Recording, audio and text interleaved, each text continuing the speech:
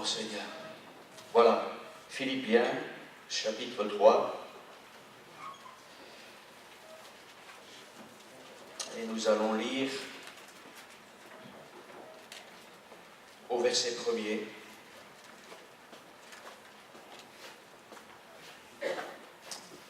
Voici ce qui est écrit. Au reste, mes frères, réjouissez-vous dans le Seigneur. Je ne me lasse point de vous écrire les mêmes choses, et pour vous cela est salutaire.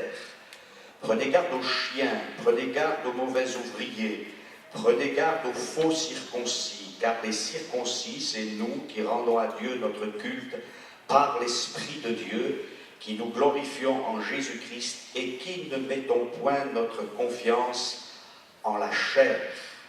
Moi aussi, cependant, j'aurais sujet de mettre ma confiance en la chair. Si quelqu'un croit pouvoir se confier en la chair, je le puis bien davantage.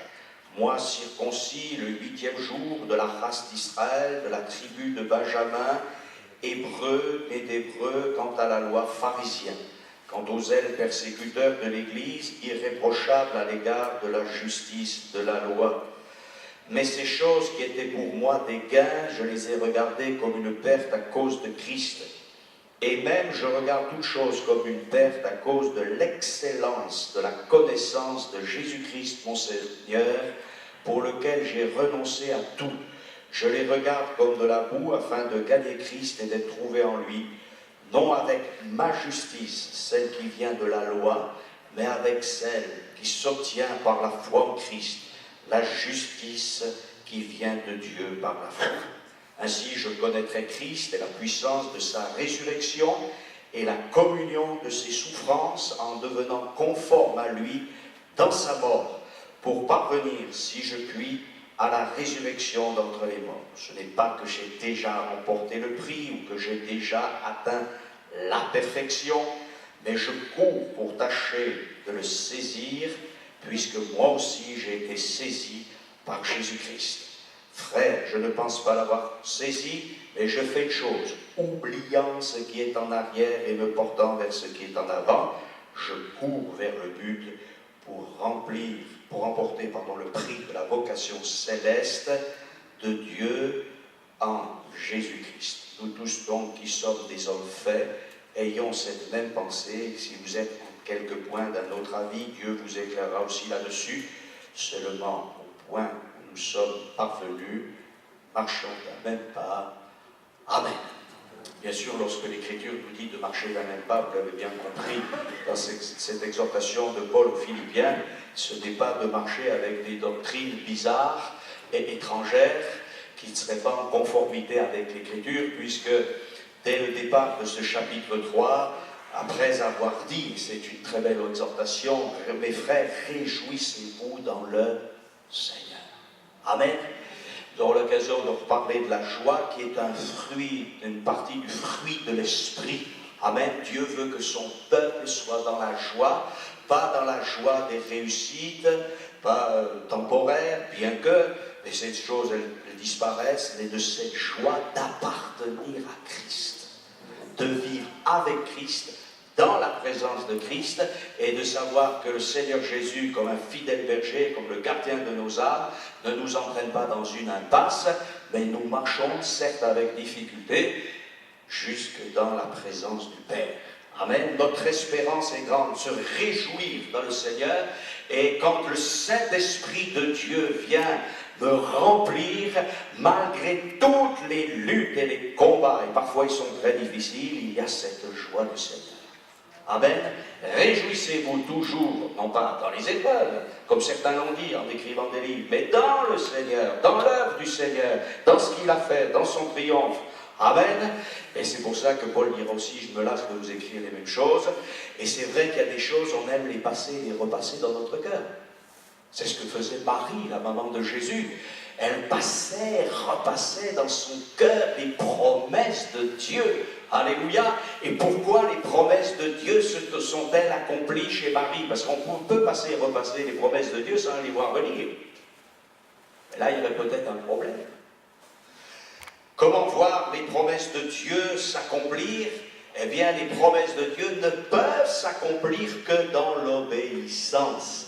Et parce que Marie, la maman de Jésus, a toujours obéi à ce que Dieu lui a demandé, enfin, ça ne veut pas dire qu'elle était parfaite, mais en tout cas, quand elle a obéi au plan de Dieu, bon gré, mal gré d'ailleurs, entre parenthèses, mais elle a fini par obéir, et parce qu'elle a obéi, alors les choses sont accomplies.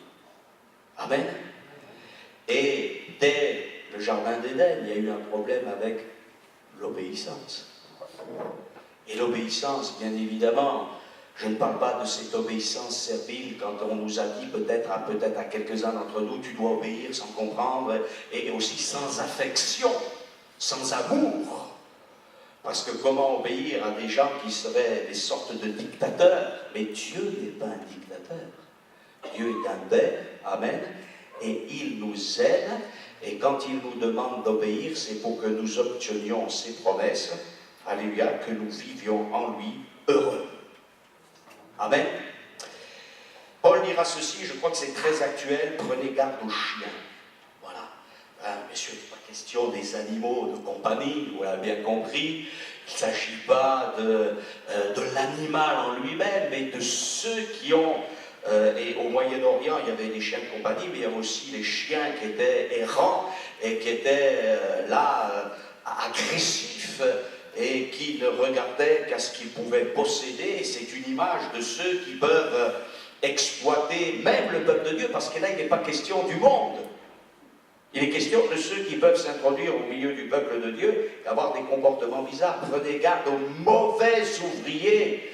Voilà, prenez garde aussi aux faux circoncis, ceux qui se présentent comme ayant des capacités extraordinaires en disant, voilà, et là, bien sûr, Paul fait référence à certains juifs qui, sous l'apparence de la piété, voulaient surtout avoir une cour, avoir des gens à leur service, mais là n'est pas le but, et il reviendra à ce qui est l'essentiel, ce que nous sommes devenus et ce que nous pouvons devenir en Christ. Amen. Il est évident, et nous le disons très souvent, et il faut le voir aussi comme cela, c'est que nous sommes destinés à faire des choses. Amen. Jacques, dans son épître, nous dira qu'il ne s'agit pas simplement de croire que Dieu existe, mais que la foi, elle produit des œuvres. Amen. Et nous sommes tous d'accord, aucun chrétien ne devrait être stérile en œuvre. Alléluia, en bonne activité venant de Dieu pour le Seigneur. Mais nous sommes tous conscients aussi qu'avant et même en faisant, il faut aussi que nous soyons.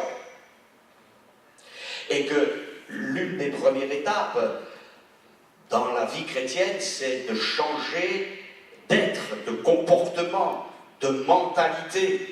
Et nous sommes toujours en but, plus ou moins, les uns les autres, avec ce que nous devons être en Christ. Qui pourrait dire ce matin, eh bien, je n'ai plus de progrès à faire. Alors, il y a deux choses qui sont importantes de réaliser, c'est qu'il y a comment Dieu nous voit en Christ pour l'éternité. Alléluia. Et là, nous sommes parfaits en Christ. Si notre vie est en conformité avec ce qu'enseigne le Nouveau Testament. Mais aussi, nous réalisons, quand nous nous regardons nous-mêmes, que nous avons aussi des progrès à faire. Donc, il y a la position que nous avons en Christ, et il y a notre situation très pratique en Christ. Et c'est deux choses qu'il faut bien envisager, parce que, si vous voulez, il y a chez certains chrétiens deux extrêmes. Il y a ceux qui disent on est parfait en Christ. Voilà. Et c'est vrai. Puisque le sang de Jésus m'a purifié de tout péché. Et quand le Père nous voit, nous, l'Église de Jésus-Christ dans l'éternité, il la voit parfaite, son Église. Eh oui. Mais présentement aussi, nous sommes conscients, et c'est ce que nous dit l'Écriture, de marcher de progrès en progrès pour que notre caractère soit changé, pour que notre mentalité soit changée, pour que notre amour grandisse, etc., etc., etc. Alors soit je dis, ben, je suis parfait, donc je ne m'inquiète pas, Dieu est bon, Dieu est bon, Dieu est bon. Voyez? Et puis il y a l'autre situation aussi où je dis, mais je ne suis jamais assez saint, je ne suis jamais assez bien, donc je ne peux jamais rien faire. Voyez? Et alors là, on va se persécuter, on va se flageller, on va dire je ne suis pas assez saint pour faire ça, je ne suis pas assez extraordinaire. Je ne parle pas des péchés grossiers là. Hein. Si on vit en concubinage, si on ment à son conjoint, si on trompe son patron, si on vole, si on se met en colère, si on se dispute dans le foyer, si on ne prend pas soin de nos enfants, là il y a vraiment un problème. Comprenez? Mais si on a réglé les différentes choses grossières de nos vies, on se rend compte que même si, eh bien, il y a des choses, c'est tout à fait réglé, on ne fume plus, on ne boit plus, on n'est plus à se mettre en colère en permanence dans le couple, on s'est marié, on a régularisé toutes ces choses, voilà, et voilà. Mais la parole de Dieu vient et nous dit, il y a encore du travail à faire. Alléluia. Mais vous savez que c'est bon ça. Les gens ils sont découragés déjà. Non, Dieu construit. Amen. Et pierre, après avoir posé le fondement, il construit une nouvelle personne qui va ressembler à Christ et qui aurait, s'il n'y avait pas eu le péché, qui aurait toujours dû être comme cela. Amen. Il y a notre position. Dieu nous a arrachés à l'autorité du diable. Alléluia. Il nous a fait passer des ténèbres à la lumière. Il nous a fait passer du royaume de Satan au royaume de Dieu. Nous sommes sauvés. Mais parce que justement nous sommes sauvés, maintenant il nous perfectionne. Il nous purifie encore. Il nous lave encore. Il nous instruit encore. Alléluia. Et c'est formidable de dire, Seigneur, j'ai encore à apprendre de toi. Seigneur, je vais encore faire des progrès. Amen. Seigneur, il y a toujours un programme. Ce n'est pas simplement que tu m'as délivré autrefois ou que tu vas me délivrer maintenant, mais j'ai encore des problèmes. Je veux être pour toi. Nous l'avons vu dans cette identité. Il y a Dieu, lorsqu'il se révèle à Moïse, il dit, c'est très compliqué à traduire. On comprend ce que veut dire les Écritures. Je suis celui qui est. Je suis. Seulement le problème, c'est qu'en hébreu, le verbe être, il n'y a pas de verbe être en présent. Bizarre, ça, hein? Il y a le passé, il y a le futur. Et en fait, Dieu dit qu'il est. Et il a été, forcément. Et puis il est bien présent, on le sent bien. Mais il dit, je serai. Donc il nous projette vers l'avenir. Amen. Est-ce que vous pensez à l'avenir? Oui, je crois. Hein? Je ne parle pas du futur proche. Parce que le futur proche, on y pense très, très, très souvent. Ce qui est normal d'ailleurs. Hein? Parce que sinon, ce serait un peu bizarre. Si tu disais, demain n'existe pas. Non, demain, vous pensez déjà, et je pense que peut-être à midi, ce soir, vous allez dire que oui, demain, il faut que je fasse ça, il faut que je m'occupe des enfants, il faut que je fasse les courses, voilà, je vais prier, je vais faire ceci, on a tous nos préoccupations, c'est normal. Mais est-ce qu'on pense vraiment aussi au but, à la fin? Alléluia. Pas la fin, c'est terminé, maintenant il n'y a plus rien, non. Parce que nous, notre but, c'est l'éternité. Alléluia. Et Dieu nous invite à être. Qu'est-ce que le chrétien doit être? Et qu'est-ce qu'il doit devenir? Amen. Paul dira, moi aussi, cependant, j'aurai sujet de mettre ma confiance en la chair, etc., etc. Et là, il fait tout un panorama de ce qu'il a été.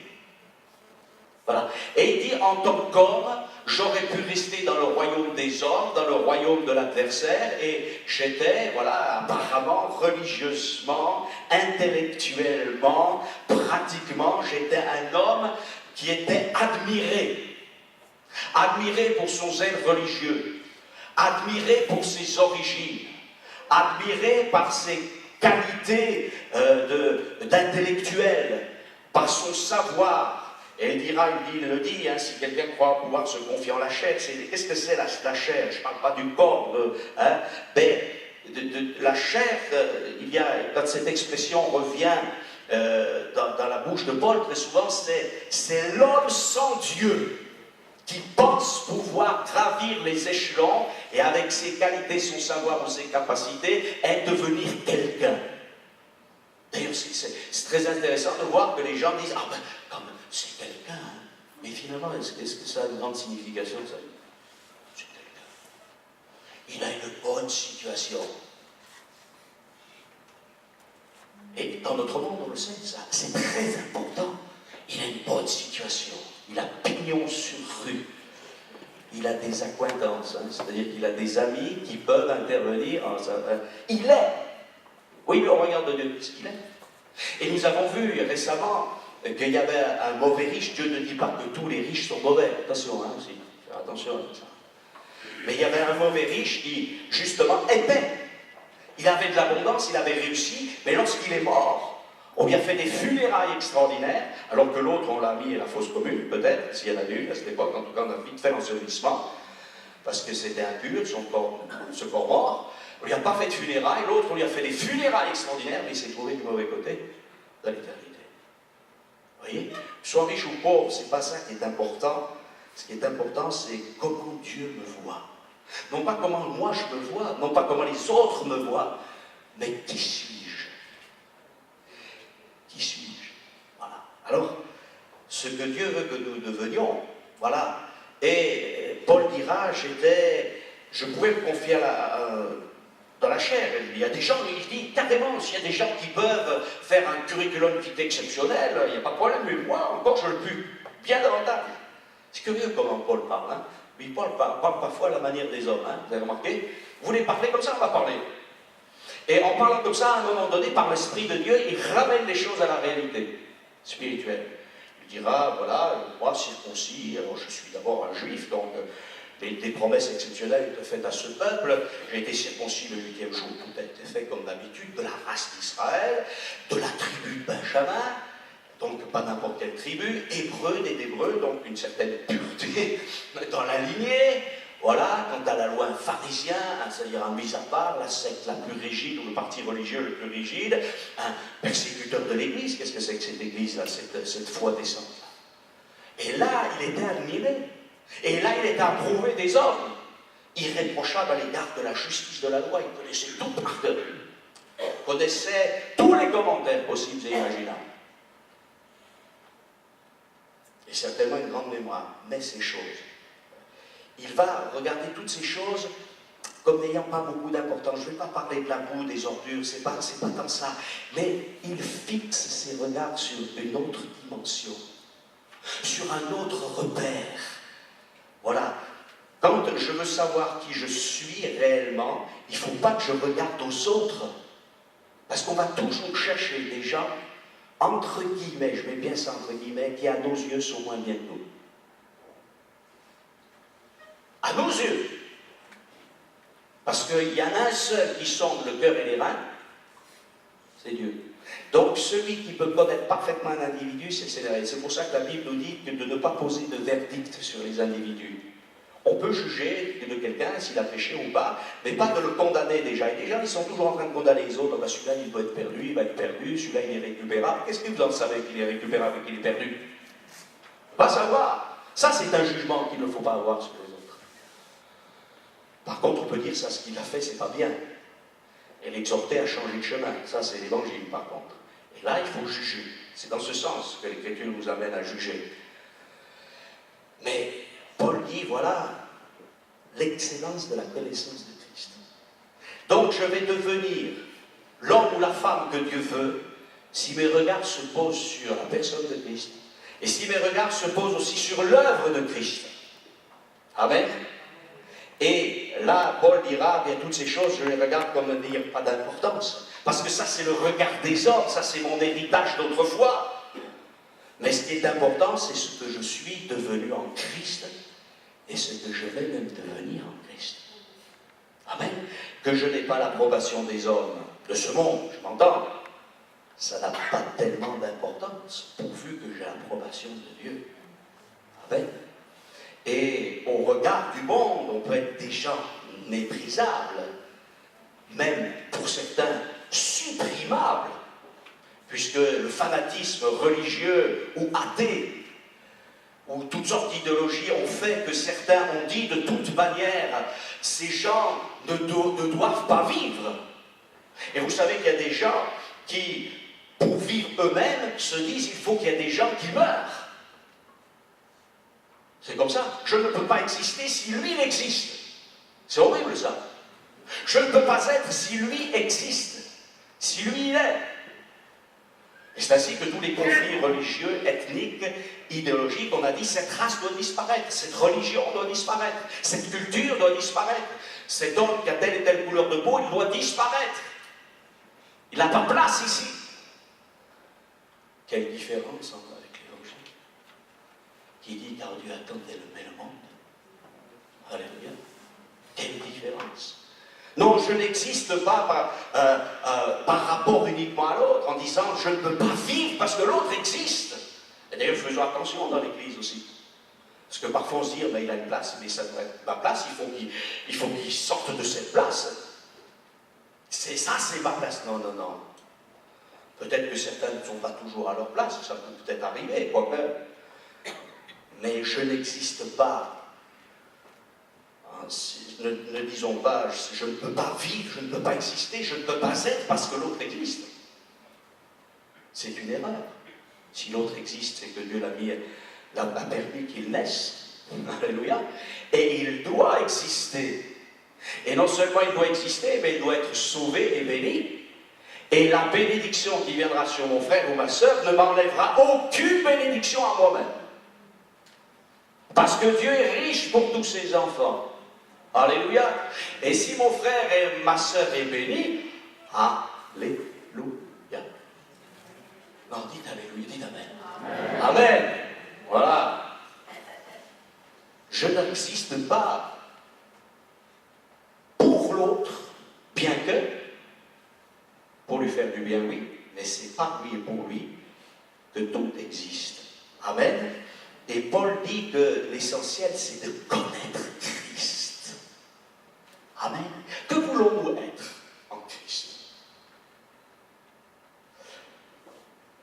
Très ici-bas, et je reviens là-dessus parce que c'est un très grand piège à mon avis. Vous savez, lorsque Paul dit prenez garde aux chiens, prenez garde aux mauvais ouvriers, prenez garde aux faux circoncis. Le but de ces hommes, cachés ou avec manipulation, ce n'était pas que les gens connaissent Christ. C'était qu'ils servent leurs propres intérêts. Et quand vous voulez que les gens servent vos propres intérêts, vous ne pouvez pas être des gens forcément honnêtes. Mais si vous voulez servir les intérêts de Christ, alors vous direz toute la vérité. Amen. Même si la vérité est difficile parfois à dire. Je vais donner un exemple. Si nous voulons que quelqu'un soit sauvé, il va falloir lui dire des vérités qui peut-être ne sont pas forcément faciles à dire. Lui dire, eh bien, voilà, il faut que tu fasses le ménage dans ta vie. Il faut que tu te convertisses. Christ est mort pour tes péchés. Alléluia. Et ça, c'est pas facile forcément à dire. Mais c'est ce qui va sauver la personne.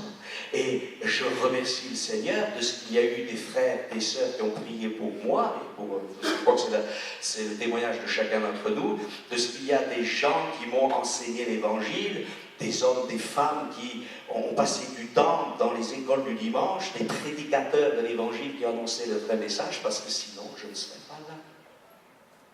Et ça a été de bons ouvriers, de bonnes ouvrières, même s'ils n'étaient pas parfaits. Mais ils ont eu l'audace de la foi d'annoncer Christ crucifié, ressuscité dans les morts, ce Jésus qui nous sauve et qui nous sauve parfaitement. Amen. Et nous voyons Paul parler non pas de ses succès passés parce qu'il en a honte. Et il dira, tout ce que j'ai fait avant de connaître Christ, c'était terrible parce que j'étais un blasphémateur. J'étais un persécuteur de l'Église et je n'ai même pas, je suis appelé apôtre, mais je ne mérite même pas ce titre. Il le dit. Il ne dit pas, oui, mais quand même, il y a la grâce de Dieu, donc j'ai le titre d'apôtre. Hein, Bien sûr qu'il était appelé apôtre. D'ailleurs aussi, relativisons ce terme.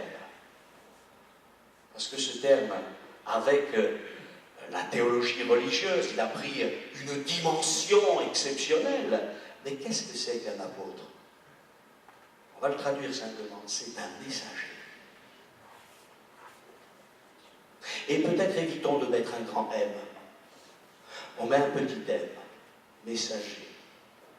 Et il dit, je ne suis même pas digne d'être un messager de Christ. Il ne parle pas d'une sorte de hiérarchie, bien sûr qu'elle existe, de fonction, elle existe, mais il ne parle pas de cette hiérarchie religieuse dont on nous a tellement imprégné au cours des siècles, au travers notamment de l'Église catholique romaine. Alors il y a une sorte de hiérarchie, de soi-disant bizarrerie. Non!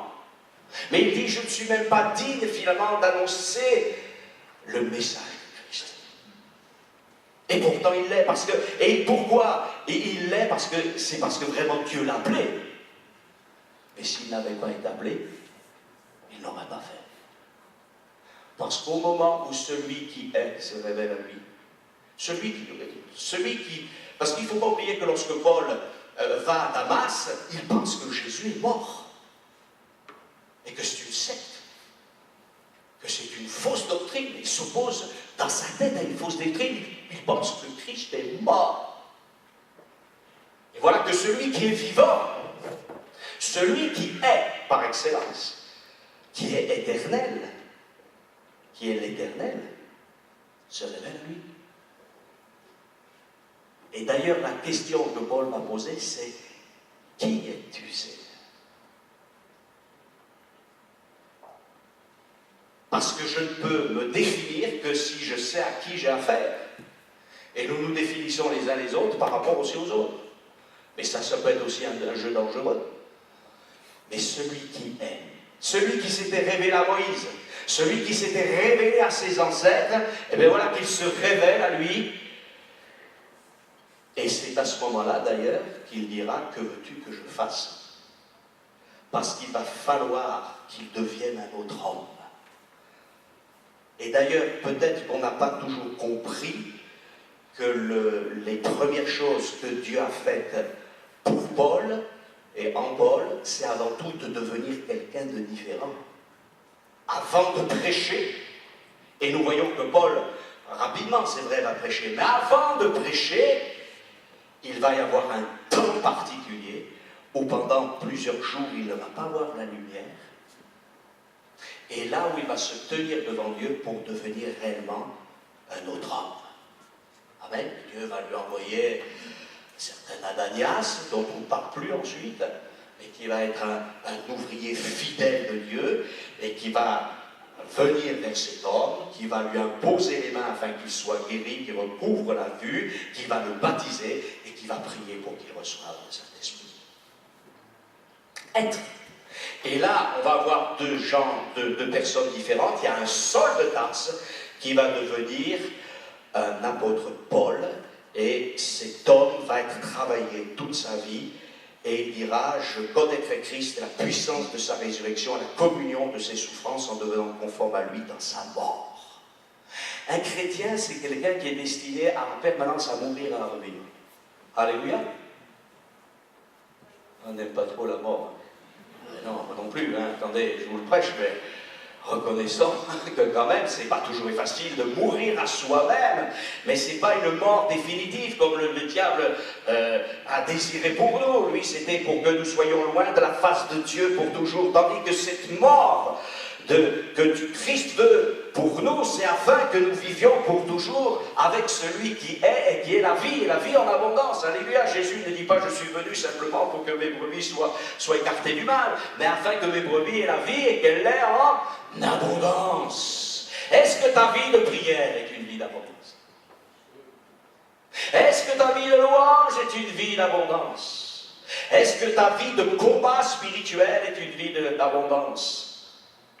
Est-ce que ta vie de témoignage est une vie de témoignage d'abondance? Eh oui. Saint, Saint, Saint est le Seigneur des armées. On l'a chanté ce matin. Gloire à Dieu. Qu'est-ce que c'est? Est-ce que Dieu a besoin de 3 niveaux de sainteté parce qu'il faudrait qu'il y ait 3 portions? C'est pas ce que ça signifie, on est d'accord? Dieu n'est pas 2 fois et demi saint, 3 fois saint, 4 fois saint. Hein? Il y a en lui la plénitude de la sainteté. Alors pourquoi cette répétition? D'abord parce qu'il y a le Père, le Fils et l'Esprit Saint. Et parce que nous sommes aussi corps, âme et esprit. Alors, il y a besoin d'une sainteté pour mon corps. Il y aurait beaucoup à dire là. Qu'est-ce que je fais avec mon corps? Oh, des gens qui ne sont pas importants. Les Corinthiens étaient arrivés même à ce point-là qui disaient, pourvu qu'on soit saint en esprit, en âme, vous voyez. Et ils sont allés très loin dans la débauche. Vous allez voir les prostituées. Alors on dira, oh, les Corinthiens, c'est pas bien ce qu'ils faisaient. Oui, mais si vous vivez en concubinage, c'est pas bien, non? Il faut que vous réglez ça. Que le mariage soit honoré de tous. Et c'est comme ça. On ne peut pas changer la loi divine. Et après on peut pleurer, on peut dire, oui, non, mais non, Dieu a des règles. Et il y a une sainteté pour le corps. Et Seigneur, pardonne-nous à chaque fois qu'on a utilisé notre corps pour faire des mauvaises choses. Parce que notre corps est le temple du Saint-Esprit.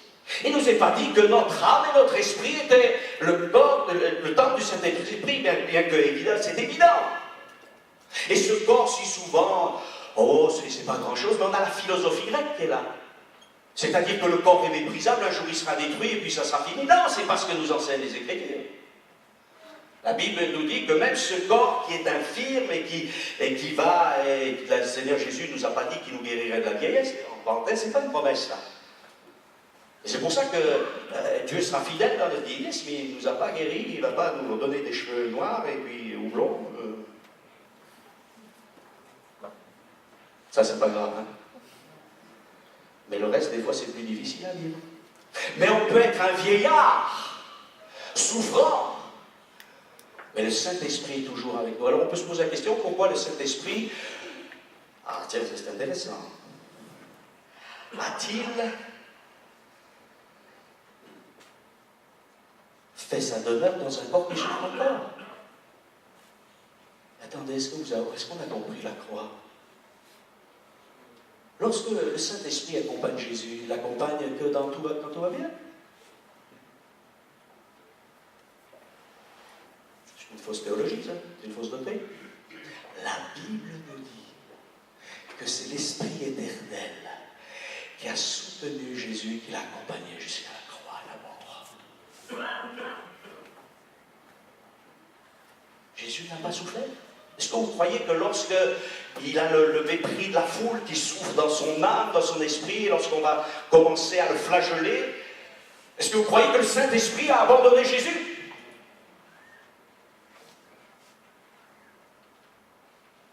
Mais non, il est là.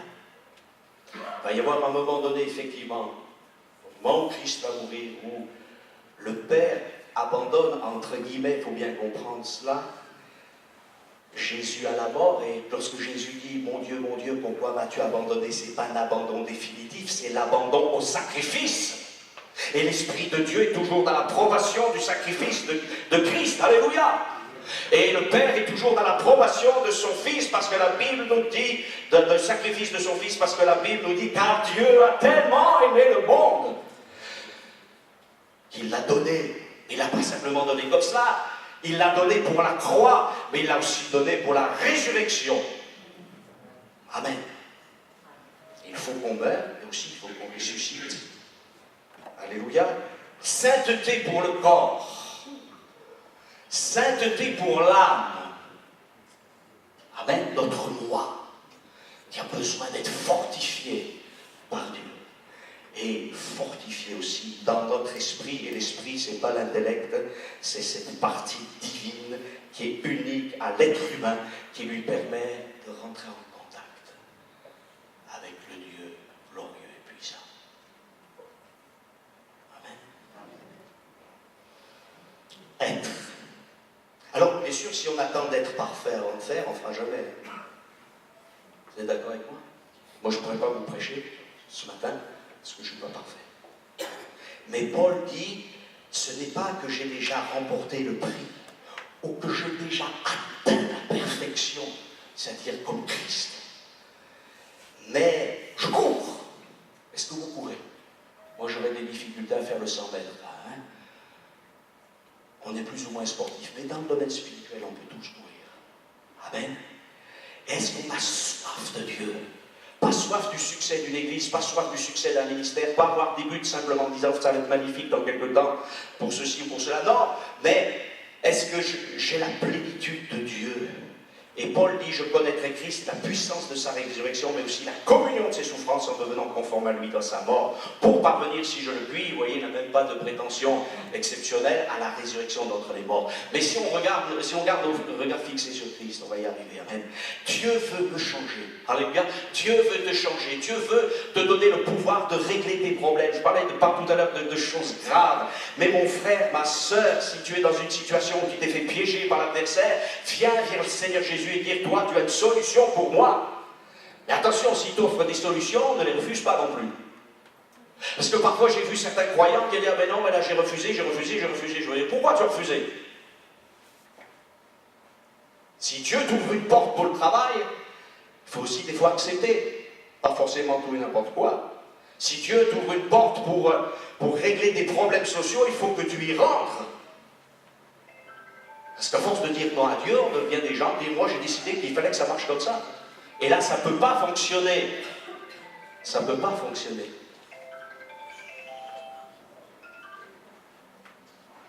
Merci. C'est pour ça qu'il faut être attentif à la voix de Dieu. Et il faut s'arrêter avec Dieu parfois. Amen. Être. Alors je disais tout à l'heure en introduction que des fois on dit, oh mais il n'y a pas de problème, je suis ce que je suis, je vis comme ça, et puis Dieu est bon, Dieu est rempli de grâce, je fais, et on voit que ça ne marche pas. On n'a pas de succès. Et puis des fois on veut tellement être des gens parfaits, tellement être perfectionnés, quand je prie, quand je ferai ça, quand je serai ça, alors je ferai quelque chose pour le Seigneur. Et là je vais vous dire, c'est un autre piège, et je vais en parler pendant 3 minutes si vous me permettez. Mais c'est aussi un piège terriblement diabolique. Et je vais vous dire pourquoi.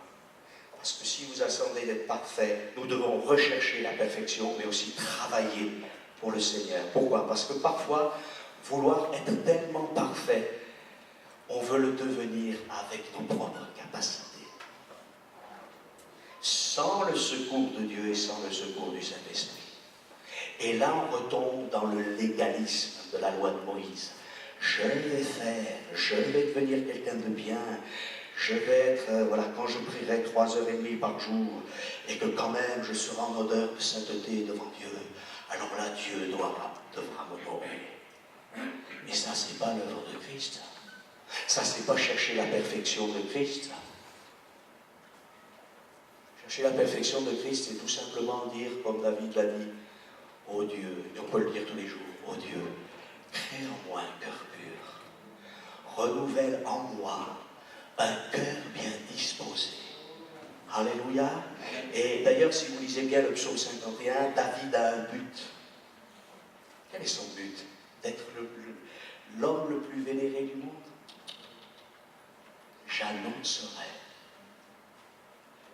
ton salut, ta gloire, etc. à ceux qui en ont besoin, mes frères. Vous voyez, c'est pas pareil. Alors, vous pouvez vous battre, vous pouvez vous auto-flageller, disant, il faut que je me perfectionne. Tu ne te perfectionneras pas. D'ailleurs, ça fait 15 ans, 20 ans, 30 ans que tu es en train de travailler comme ça et tu n'arrives pas à t'en sortir. Parce que tu n'es pas sous la grâce. Chaque matin, on doit demander la grâce. Seigneur, je ne peux rien faire sans toi. Et je viens parce qu'il y a un réservoir de grâce et d'amour. Et Seigneur, je te remercie parce qu'autrefois, je parlais comme un charretier. Maintenant, j'ai mis déjà un petit peu. Alléluia. Il faut parler convenablement quand on est chrétien. Et on peut regarder ce qui était là avant, autrefois, et bénir le Seigneur pour les progrès. Seigneur, que je puisse connaître davantage ta parole, que je puisse être un meilleur témoin, que je puisse te louer davantage, que je puisse t'honorer davantage. Et aussi, Seigneur, donne-moi l'équilibre. Vous avez prié pour l'équilibre un jour dans vos vies? Très important l'équilibre. Seigneur, donne-moi d'être un homme équilibré. non pas un mystique qui est toujours ailleurs, non pas un matérialiste, non pas un légaliste, non pas un libéral, non pas un ceci et cela, mais donne-moi l'équilibre. Amen. Et là, on a du travail les uns les autres, non? On a beaucoup de travail, mais le Seigneur, et j'ai terminé par cela, travaillait avec eux. Amen.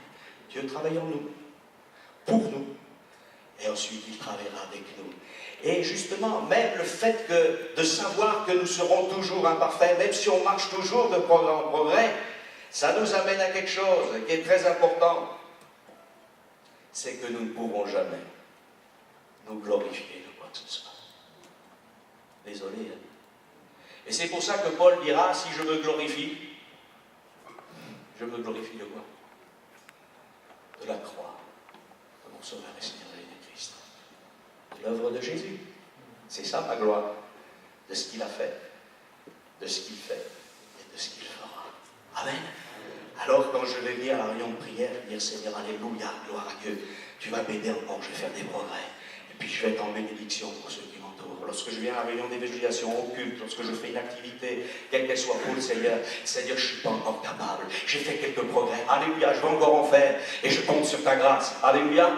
Et quand on a un regard comme ça, on a aussi un regard différent sur les autres. Parce qu'on dit, ah, il s'est trompé, il a fait une erreur. Seigneur, bénis-le quand même. Alléluia. Et qu'il puisse aussi lui avancer, parce qu'on a le même maître. Amen. Que Dieu nous bénisse et nous fortifie. Seigneur, nous t'adorons, nous te louons, nous te bénissons pour ta fidélité.